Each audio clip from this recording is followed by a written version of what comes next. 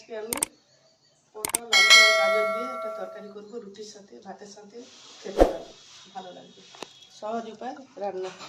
এই গাজর আলু পটল কেটে নিয়েছি, আর তার সঙ্গে দেবো কাঁচা টমেটো কুচি আর পেঁয়াজ কুচি, তেজপাতা।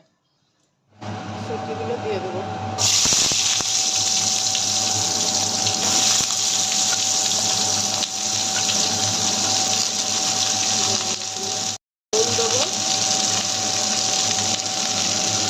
অল্প করে একটু হলুদ দেবো।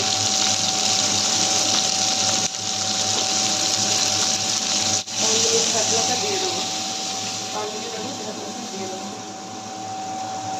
5 মিনিট হয়ে গেছে, ঢাকনাটা খুলে দেবো।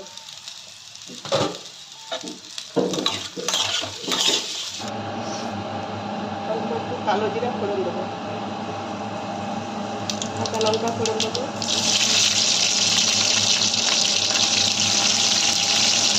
তেজপাতাটা দিয়ে দেবো, পেঁয়াজ কুচি দিয়ে দেবো,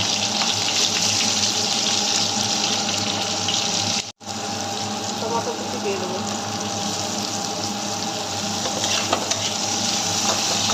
নুন দেবো, আদা বাটাটা দিয়ে দেবো, অল্প হলুদ দেবো, মতো হলুদ দেবো,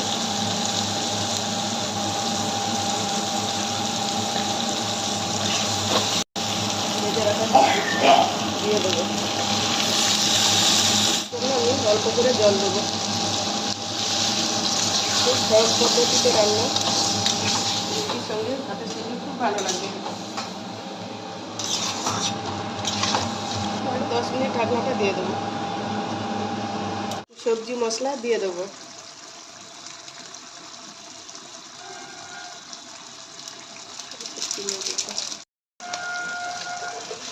অল্প করে একটু চিনি দেবো, রুটির সঙ্গে মিষ্টি মিষ্টি লাগবে, খেতে ভালো লাগবে।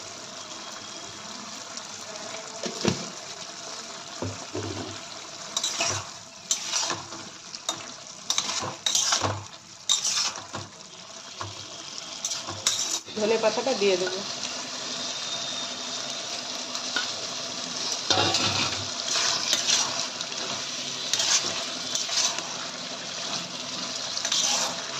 গ্যাস বন্ধ করে দেবো।